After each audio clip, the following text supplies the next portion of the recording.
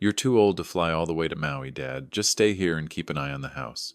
Emily didn't even look at me when she said it, her voice light, almost playful, but the words hit like a slap. My own daughter, dismissing me like some frail old man. The glossy travel brochures were still spread across my coffee table, shimmering with promises of golden beaches and turquoise waves. I reached toward them, only to see Tyler, her husband, lean in beside her, his smug finger tracing over a picture of an oceanfront suite, already claiming it in his mind. And there they were, Richard and Susan, Tyler's parents, lounging on my couch like royalty. Richard sipped his coffee as though my living room was his personal lounge, while Susan gushed about helicopter tours and five-course sunset dinners. Both were in their mid-60s, older than me, and yet, somehow, they were perfect travel companions. Meanwhile, I was being quietly erased from my own family's plans.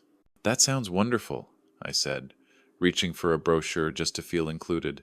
Emily's manicured hand stopped mine mid-air, her touch soft but her grip firm, sliding it back into the pile like I was a child trying to grab candy before dinner. "It's just, you'd enjoy the quiet here more. Think of it as a little vacation for yourself." A vacation? From what, keeping a roof over their heads for 5 years? From paying the grocery bills, the electric, the endless repairs every time something in this house broke? From being the one person holding this place together while they lived like guests in a free hotel? Richard raised his mug, smirking. To family vacations. And they all laughed, not with me, but at me. That sound in my own home burned hotter than any insult. I stood, the hardwood creaking under my weight, the same boards Linda and I had danced across on our 30th anniversary. My late wife would have never let this happen, never allowed our daughter to humiliate me in front of strangers. She would have fought for me to be included. They didn't know it yet, but this moment, this exact moment, was the last time they would ever laugh in my living room. If this story touched your heart, press 1 inch the comments. If you think it could have been handled differently, press 2. And I'd love to know, where in the world are you listening from? My house sat on a quiet street in the suburbs of Austin, Texas. A 2-story brick home shaded by towering oak trees, their roots older than my marriage had been. It wasn't just any house. It was Linda's dream home from the day we signed the papers.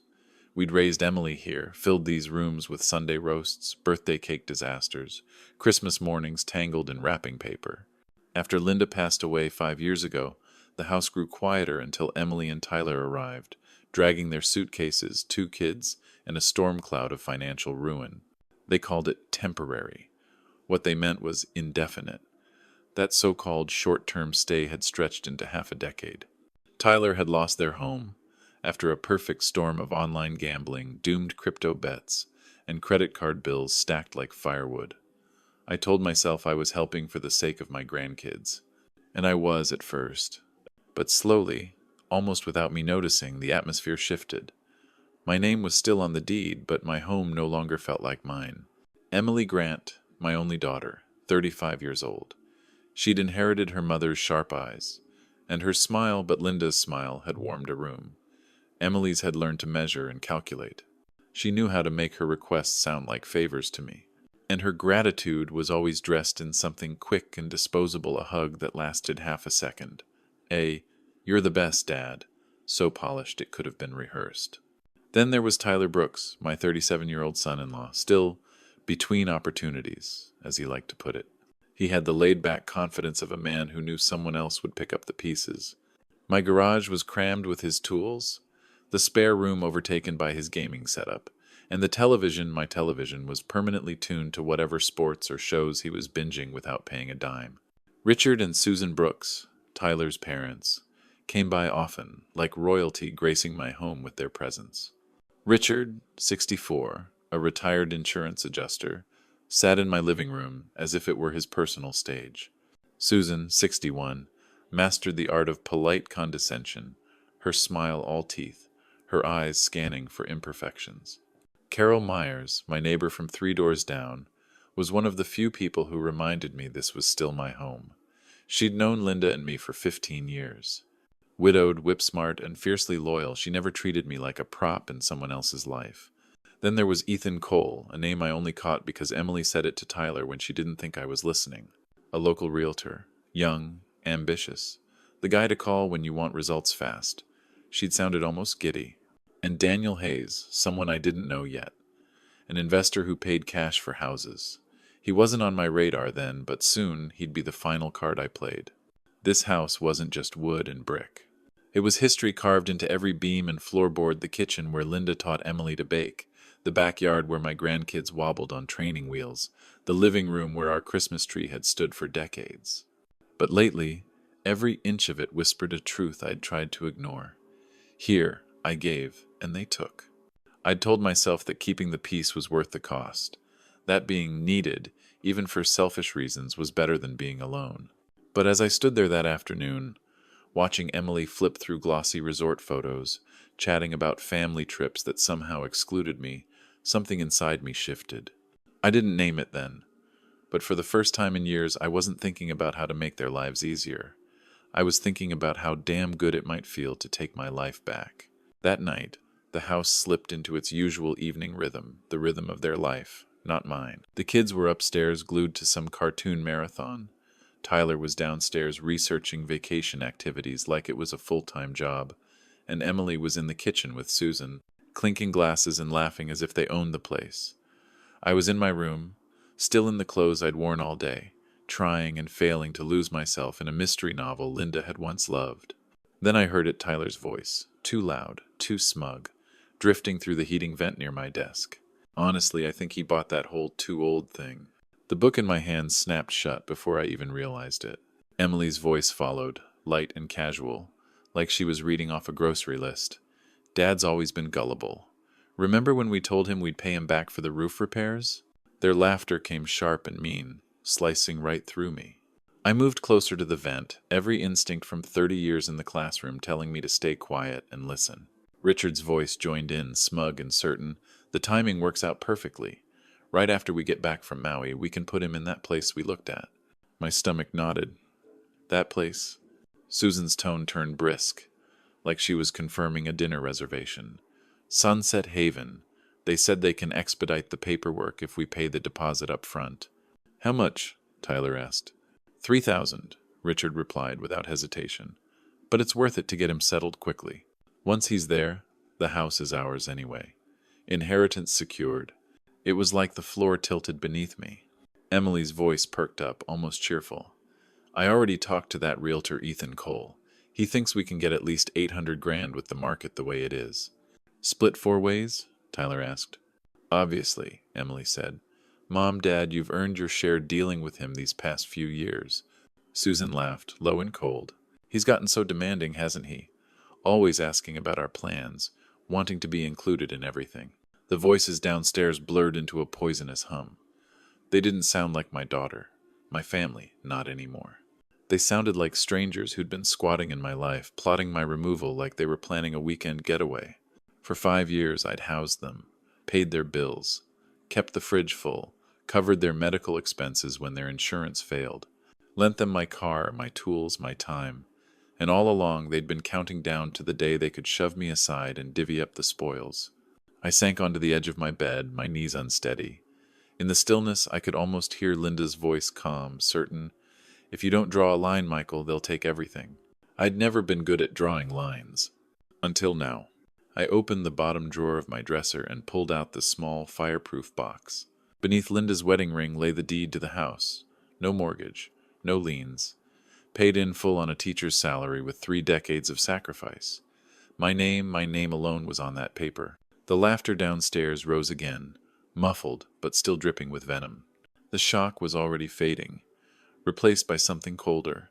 They thought I was too old to matter, too trusting to notice, too weak to stop them. They were wrong. I slid the fireproof box back into place, my hands steady now. If they wanted this house so badly, they were about to learn what it really meant to lose something they thought was theirs. This wouldn't be a shouting match in the living room, with slammed doors and tears.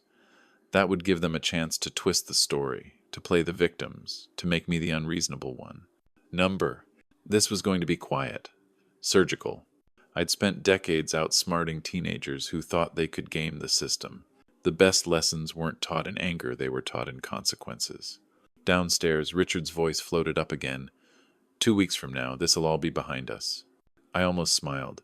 2 weeks was more than enough. My eyes drifted to the framed photo on my dresser, Linda and me on our 30th anniversary, laughing under the string lights in our backyard. She would have fought for me without hesitation. Now it was my turn to fight for myself. And I knew exactly where it would start with the very realtor they thought would be selling my house for their profit. By the time they stepped onto that plane to Maui, Ethan Cole wouldn't be working for them. He'd be working for me. The next morning, I woke earlier than usual. The house was silent, the kind of silence that only comes when people are still asleep and still convinced the world will rearrange itself to suit them. Emily and Tyler rarely stirred before 9 unless there was something in it for them. I poured a black coffee, sat at the kitchen table, and pulled out the small black notebook Linda had bought me years ago. "You'll want to know where the money goes, honey," she'd said. I flipped through page after page, my handwriting neat and precise teacher's script, documenting every dollar I'd poured into this house and into the people who treated it like a free hotel. Grocery totals, utility bills, repair costs, medical expenses, birthday gifts for the grandkids. Every line was a reminder of what I had given and what they had taken without hesitation. The math was damning. Over $60,000 from my savings, gone swallowed up by 5 years of temporary charity on top of the free roof over their heads, a roof they never paid a dime to maintain. I stacked the notebook beside the property deed, the tax statements, the insurance documents, every proof I needed that this house was mine. No mortgage, no lien. Paid for with 30 years of discipline and sacrifice, not a cent from any of them. By mid-morning, I was in my study, laptop open, searching Austin real estate listings. It didn't take long to find Ethan Cole's name again and again, mid-42nd, sharp suit, the kind of realtor who could smell opportunity before you even opened your mouth. Emily had been right about him. He got results. I picked up the phone and dialed his office. "Cole Realty, this is Ethan," came the voice, smooth, confident, the kind of tone that made you feel like you were already halfway to a done deal. "Mr. Cole," I said, "this is Michael Grant. I need to sell my house as quickly as possible." "How quickly are we talking?" 2 weeks or less." A pause. I could almost hear the calculations running in his head. "That's ambitious. What's the address?" I gave it to him. "Ah," he said after a beat. "That's a desirable area. Do you have a mortgage on the property?" "Number clear title. 4 bedrooms, 2.5 baths, updated kitchen, new roof 5 years ago." "Well, Mr. Grant, with no mortgage and a house in that condition, we can absolutely make this happen, especially if you're willing to price it for speed. When can I come by to see it?" "I'll be here all day." We settled on a noon appointment. After hanging up, I called Lopez, Rivera Hauling. Maria Lopez herself answered she'd helped me move some of Linda's belongings into storage years back. I told her I needed a large unit big enough for a family's complete household, and movers ready on short notice. She didn't ask why, she just said she'd make it happen. By the time Ethan arrived that afternoon, I'd already cleared the pathways in the house, packed the clutter, and staged it so he could see the bones. He walked through each room with that appraising eye, tapping notes into his tablet, his gaze lingering on the hardwood floors, the crown molding, the backyard shaded by those old oaks. "With your timeline, Mr. Grant, we'll target cash buyers," he said. "Minimal contingencies, aggressive pricing. You'll need to be ready to move fast." "I'm fine with that," I told him. "Speed matters more than squeezing out every last dollar." He glanced at me, half curious, half respectful. "Most people want to wring the market for all it's worth. You're different." I smiled, but it didn't reach my eyes. "You could say I'm motivated." When he left, I closed the door slowly, my palm pressed against the wood. The weight of what I'd just set in motion settled over me, but it wasn't fear. It was focus. The trap wasn't closed yet, but the jaws were already in motion. By the time Emily and Tyler buckled into their flight to Maui, my house wouldn't be sitting here waiting for them. It would be gone out of their reach forever. 2 days later, Ethan called with the kind of news I'd been waiting for. "I've got someone who might be perfect, Mr. Grant. Daniel Hayes, local investor. Buys in cash. Moves fast. He'll want a discount for the speed, but he can close before your 2-week window." "Perfect." Daniel rolled up that afternoon in a slate gray BMW, stepping out with the self-assured ease of a man who knew the game and always played to win. Crisp button down, leather portfolio under his arm, handshake firm and deliberate. He toured the house like he'd done it 100 times because he had. "Good bones," he said, running a finger along the crown molding in the dining room. "Updated kitchen, newer roof. I like it, but with my timeline I can offer $60,000 under market."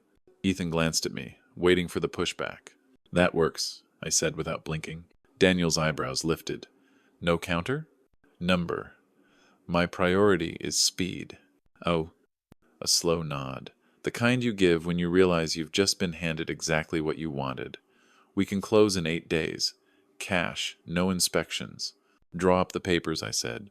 When they left, there was no hesitation. No doubt. Just a weight lifting off my chest I hadn't even realized was there. The next step was logistics. I called Maria Lopez at the storage facility. You still have that large unit I asked about? Reserved and ready, she said. And you can handle a full move out in, let's say, a day? Easily. I've got Carlos and Miguel free any time this week. Then Thursday morning.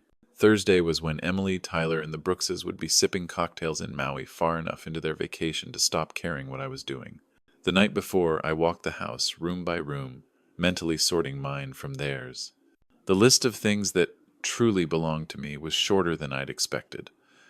Linda's wedding ring, our photo albums, my teaching awards, a handful of books, everything else, theirs. And soon, not even that. Thursday, Maria's truck pulled up at 8 o'clock sharp. Carlos and Miguel hopped out, gloves on, ready to work. Everything but your stuff, right? Carlos asked. Exactly, I said. Treat it all like it's fragile, even if it's not. We started in Emily and Tyler's bedroom.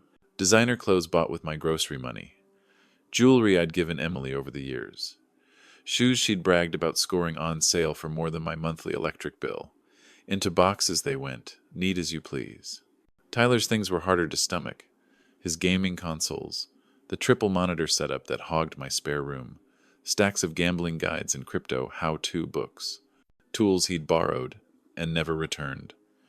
I packed them all without a word. By noon, the truck was half full. Miguel carried out Richard and Susan's sleek new luggage, the same set they'd take to Maui, along with their medication bottles and folders of carefully planned travel itineraries. Looks like they travel a lot, Miguel said. Not as much as they're about to, I replied. We worked until the sun started to dip, labeling each box, stacking them in the storage unit Maria had set aside. She stood by the open door, a knowing smile on her face. Family moving out, she asked. Something like that, I said. The last box I placed inside was Emily's childhood keepsakes school awards, art projects, photos I'd guarded for decades. I locked the unit, handed Maria an envelope with 6 months' rent paid in advance, and told her someone would be along for it eventually. Back home, the quiet was different now. Not the warm quiet Linda and I had once shared, but a charged, anticipatory stillness, as if the house itself knew it was about to be free. The next morning, Ethan called again. Daniel's ready to sign. His attorney has the paperwork. We can close Monday. Monday. 5 days before Emily and Tyler came home to a living room that no longer belonged to them. Let's do it, I said. I stood in the center of the empty room, sunlight slicing through the blinds. For 5 years, they'd treated this house like their guaranteed inheritance, their safety net. In just over a week, it would be gone. Monday came with a strange blend of satisfaction and finality. I sat across from Daniel Hayes in a tidy downtown Austin law office, the air smelling faintly of leather chairs and fresh paper. Pen in hand, I signed my name on the last page of the closing documents. Ethan wore the look of a man who just pulled off a small miracle. Daniel had the expression of someone who just banked another win. And me? I felt free. When I walked out, the house on Oak Hill Drive was no longer mine. My keys were in Daniel's pocket. Everything I cared to keep, Linda's ring, our photo albums, my books, was already waiting for me in the one-bedroom apartment I'd rented near a quiet golf course in Georgetown. The rest? Gone from my life as cleanly as tearing off a bandage. I didn't hear a peep from Emily or Tyler while they were in Maui, not until Friday afternoon, when my phone lit up with a call from Carol Myers. They're back, she said, her voice vibrating with the delight of someone holding the hottest piece of gossip in town. And? I leaned back in my chair, already imagining the scene. Oh, Michael, you should have seen their faces. They pulled up all smiles, kids and luggage in tow, fresh from the airport. Then they spotted strangers unloading groceries into what they thought was their house. Daniel's people were already moving in. Oh? I could see it clearly. Emily storming toward the front door. Tyler puffed up right behind her. Richard and Susan trailing along like backup singers in a bad chorus. They swore it was a mistake, Carol went on. Said they lived there. Daniel showed them the deed, your signature, notarized. Emily tried to shove her way in. That's when he told them if they didn't leave, he'd call the police. I smiled. And the kids? Confused but too tired to put up a fight. Tyler was the loudest, yelling about lawyers and lawsuits. Susan was crying. Richard kept asking where you'd gone. Did you give them the storage address? Just like you told me. Handed it to Emily. She crushed it in her fist and demanded to know where you were. What did you say? That you'd left town after selling the house, and they could contact you if they needed to. Discuss anything. I glanced at my phone. 23 missed calls in the past hour. Have they been calling a lot? Every 10 minutes. Bradley's voicemails. Let's just say they're colorful. I chuckled. Let them keep calling. After we hung up, I stepped onto my balcony, gazing over the golf course as the late afternoon sun stretched long golden shadows across the green. The view was quiet. Solid. Mine. The calls kept coming. Emily's number. Tyler's, Richard's. I let everyone go to voicemail. By nightfall, the tally was up to 37 missed calls. The next morning, Carol texted me a photo. Emily, Tyler, and the Brookses standing outside the storage unit, faces tight and drained.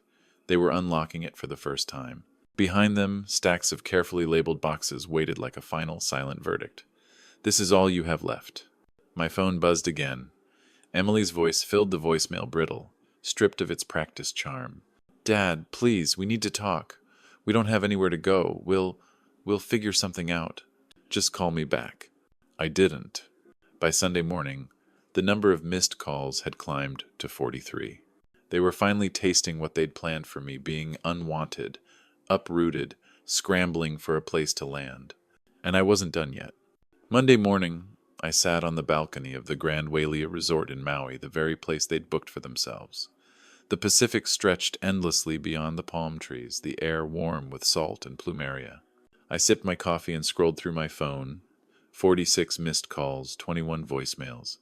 I let it ring one more time before answering. Dad? Emily's voice cracked with urgency. Where are you? I took a slow sip, letting the silence do its work. Enjoying the view. The view? What are you talking about?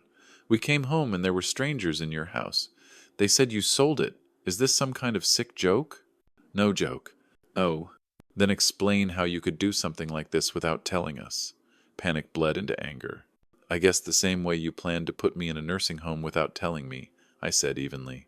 Silence. Then, what? That's not... I heard you, Emily. Through the vent in my room. You, Tyler, your in-laws talking about Sunset Haven, about selling the house, splitting the money 4 ways. I even remember the deposit amount. $3,000, wasn't it? Her breath caught. Dad, it's not like that. It's exactly like that. A muffled voice in the background, Tyler. Put it on speaker. Dad, he began, this is ridiculous. We were concerned about your health. You're not getting any younger. Richard's older than me. So is Susan, I cut in. Funny how they were healthy enough for Maui, but I wasn't. Tyler cleared his throat. Look, maybe we got ahead of ourselves. But selling the house? That was extreme. Extreme is plotting to take someone's home while they're still living in it, I said, leaning forward as waves crashed against black volcanic rock. Extreme is calling a man a burden after he's paid your bills for 5 years. Emily's voice softened, desperation creeping in. Dad, we have nowhere to go. I let the words hang. That's almost exactly what you planned for me, except your version came with bingo nights and a small room in Sunset Haven. Please, she said, breaking now. We'll figure something out, I promise. Just, can we talk in person? We are talking. And yes, you will figure something out. Everything you brought into my house is in a storage unit. 6 months rent paid. After that, it's up to you. Tyler jumped in. We could have worked this out. Family doesn't do this to each other. I almost laughed. You'll have to forgive me if I don't take family loyalty lessons from you. A long pause. Kids crying in the background. Susan murmuring something sharp to Richard. Finally, Emily asked, Is this revenge? Number, this is a lesson. One I should have taught a long time ago. I let you think my kindness was endless, my patience infinite. I let you take without giving. I let you call it family when it was really dependency. That ends now. You can't just cut us off. I already have. The line went quiet except for the faint hiss of the connection. I pictured her standing there, the truth settling in like a cold wind. "Dad!" Her voice was barely a whisper. "I'm sorry." "Maybe you are," I said. "But sorry doesn't pay rent, and it doesn't erase 5 years of taking me for granted. When you learn the difference between love and exploitation, then maybe we can talk. Until then, good luck." I ended the call. For a moment, I sat with the phone resting on the table, the hum of the ocean filling the silence they'd left behind. What settled in my chest wasn't joy. It was clarity, the solid weight of finally putting myself first. I lifted my coffee again and took in the view, the infinity pool glinting in the morning sun, the curve of white sand where guests were already staking out lounge chairs. Somewhere below, helicopter tours were firing up for the day. Maybe I'd book one for tomorrow. The phone buzzed again, Emily's name flashing on the screen. I let it ring until it stopped. Then I set it face down and ordered room service. For the first time in years, no one in my life could tell me where I could or couldn't go, and I intended to keep it that way. That evening, I walked down to the beach just as the sun dipped toward the horizon. Maui's shoreline breathed with the rhythm of the waves, soft shuffles of water meeting sand, the low hum of couples murmuring to each other in the fading light. Somewhere down the beach, a guitarist strummed a slow, aching tune that floated over the breeze. I found a quiet spot near the water's edge, where the foam curled over my feet and retreated again. The air was warm, laced with salt, and the faint perfume of plumeria drifting from somewhere inland. Linda would have loved this place. She'd always wanted Hawaii, always said we'd go someday. But someday kept getting postponed, and then it slipped out of reach altogether. I lowered myself onto the sand, pulled a worn photograph from my pocket. Linda, in her wide-brimmed sun hat, mid-laugh, sunlight catching the corners of her smile on our 25th anniversary. I held it up against the endless Pacific for just a moment, as if letting her see it. "They thought I was too old for this," I murmured. "Turns out I was just getting started." The phone in my pocket buzzed again, Emily's name glowing on the screen. I didn't take it out. Not yet. Let them sit with the silence. Let them feel the emptiness they'd planned for me.